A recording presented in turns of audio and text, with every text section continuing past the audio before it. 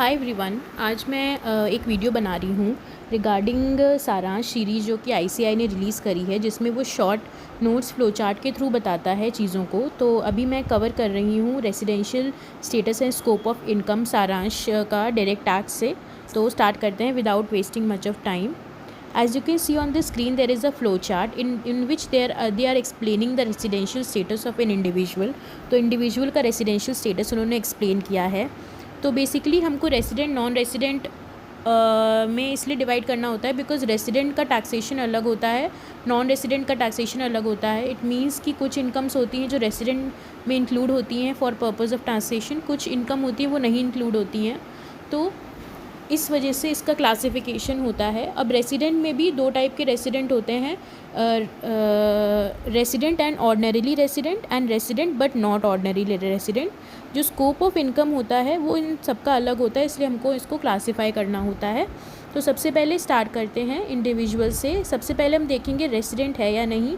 तो पहली चीज़ हम देखेंगे, has he stayed in India for less then 60 days during the relevant previous year. अगर वो रिलेवेंट प्रीवियस ईयर में 60 दिन से कम रह रहा है तो उसको हम नॉन रेसिडेंट मानेंगे और हमें कुछ भी चेक करने की ज़रूरत नहीं है। अगर वो पूरे साल में 60 दिन से कम रह रहा है तो वो नॉन रेसिडेंट हो जाएगा।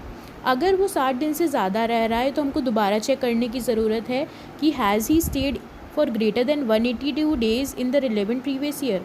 क्या वो 182 डेज़ से ज़्यादा रहा है in the relevant previous year? अगर हाँ तो वो रेसिडेंट है, ठीक है। अगर नहीं तो और चीज़ें हम चेक करेंगे। 182 डेज़ की कंडीशन अगर मीट नहीं हो रही है तो we will check other things. सबसे पहला we will check has he left India during the relevant previous year for employment और as a crew member of an Indian ship. If yes then he is a non resident. अगर नहीं, मतलब ये वाली condition meet नहीं होती है, तो दूसरी कंडीशन हम चेक करेंगे, is he an Indian citizen और a person of Indian origin visiting India during the relevant previous year. अगर नहीं तो फिर हम अगली कंडीशन पे जाएंगे। अगर हाँ तो हम चेक करेंगे is his total income other than the income from foreign source greater than 15 lakhs। अगर उसकी total income from other than income from foreign source is less than 15 lakhs तो वो नॉन रेसिडेंट में हम उसको काउंट कर लेंगे। लेकिन अगर उससे ज़्यादा है और वो पर्सन ऑफ इंडियन ओरिजिन है तो हम चेक करेंगे is his stay in India during relevant previous year greater than equal to 120 days plus his stay in 4 immediately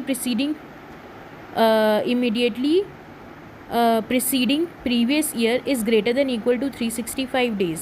ये पैरामीटर चेक करेंगे। अगर ये येस है तो वो residential non ordinary residential but not ordinarily resident माना जाएगा, ठीक है। सेकंड पॉइंट चेक हो गया। अगर ये भी मीट नहीं कर रहा है तो हम थर्ड पॉइंट चेक करेंगे, has he stayed in India for greater than equal to 365 days during the previous year. अगर इन दोनों को हम नो बोलेंगे उसके बाद ही हम ये चेक करेंगे। अगर ये तीसरा पॉइंट है, अगर वो 365 डेज़ से ज़्यादा इंडिया में रह रहा है during 4 immediately preceding previous year, भले ही वो 182 डेज़ से कम रह रहा हो in the relevant previous year, तो उसको हम रेसिडेंट मानेंगे। अगर नहीं तो फिर वो नॉन रेसिडेंट में आ जाएगा।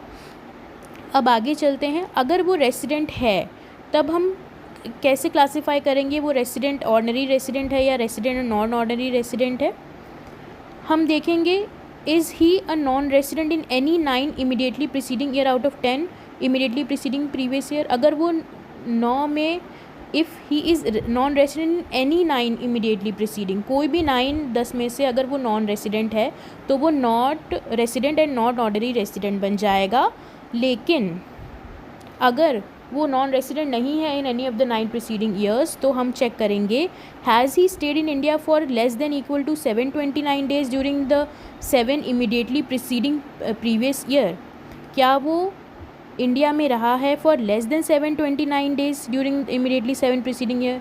अगर वो इंडिया में रहा है फॉर लेस देन मतलब 729 दिन से कम रहा है फॉर 7 इमीडिएटली तो वो non resident and not ordinary resident बन जाएगा। अगर वो ज़्यादा रहा है 729 days in the for 7 immediately preceding previous year तो वो रेसिडेंट ऑर्डिनरी रेसिडेंट हो जाएगा। तो ये हमारा पूरा क्लासिफिकेशन है। तो बेसिकली हम शुरू से फ्लो चार्ट वाइज चलेंगे ताकि क्लैरिटी रहे कि हमको कौन सा स्टेप पहले फॉलो करना है, कौन सा बाद में। ये एक रिविजन वीडियो है, that's why I am going quick, I am not going in detail, so that you can revise in on your finger tips. ठीक है, अगला आते हैं डीम्ड रेसिडेंट का कॉन्सेप्ट। सेक्शन 6(1)(a) में है, an individual being an Indian citizen having total income other than the income from foreign sources greater than 15 lakhs during the relevant previous year would be deemed to be a resident in India in that previous year if he is not liable to pay tax in any other country or territory by reason of his domicile or residence or any other criteria or similar nature. A deemed resident under section 6(1)(a) would always be a residential and not ordinary resident. If an individual is a resident in India in the previous year as per section 6(1), then the provision of deemed resident under section 6(1)(a) would not apply to him.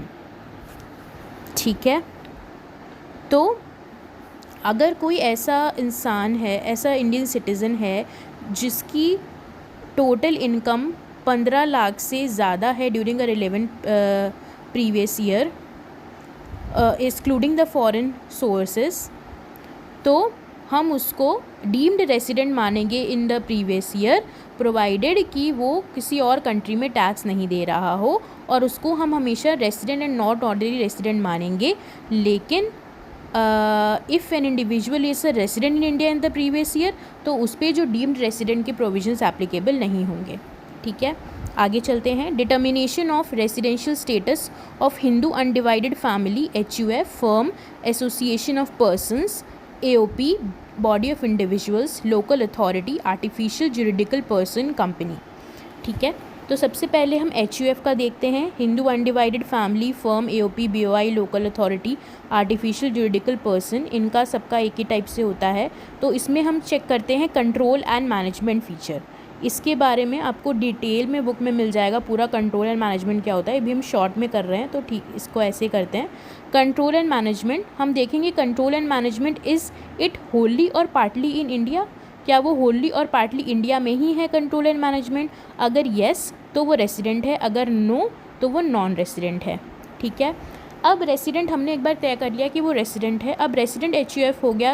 अब हम देखेंगे, अब ये resident HUF की बात कर रहे हैं, बाकियों में तो रेसिडेंट और नॉन रेसिडेंट दो पार्ट हो गया, लेकिन HUF में हम आगे भी देखेंगे कि वो रेसिडेंट ऑर्डिनरी रेसिडेंट है या resident and not ordinary resident है।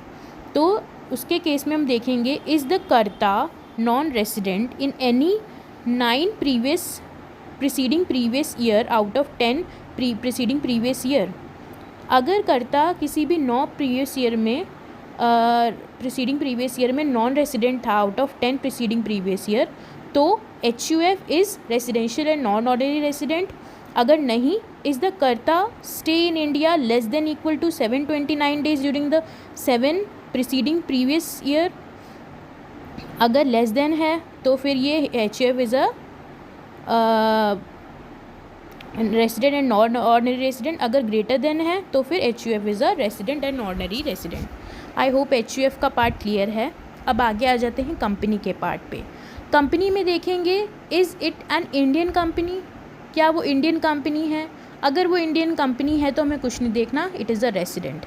लेकिन अगर वो इंडियन कंपनी नहीं है तो हम चेक करेंगे, is the place of effective management in India, that is poem, place of effective management. इस पर बहुत इलस्ट्रेशंस होते हैं ICI के, इसको आप ध्यान से पढ़ना पोएम को। तो अगर जो पोएम है that is place of effective management in India, अगर वो इंडिया में है तो हम रेसिडेंट मानेंगे, अगर वो इंडिया में नहीं है तो नॉन रेसिडेंट।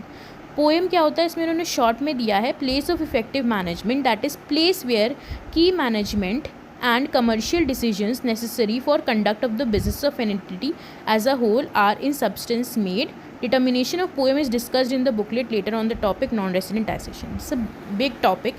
ये काफ़ी डिटेल में हमको समझाते हैं पोएम के बारे में। तो ये आप नॉन रेसिडेंट का जो टॉपिक है उसके अंदर आप डिटेल में पढ़ोगे।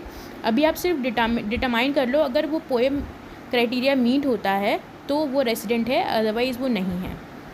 अब अगला आ जाते हैं हमारे टॉपिक पे, that is residential status and scope of income.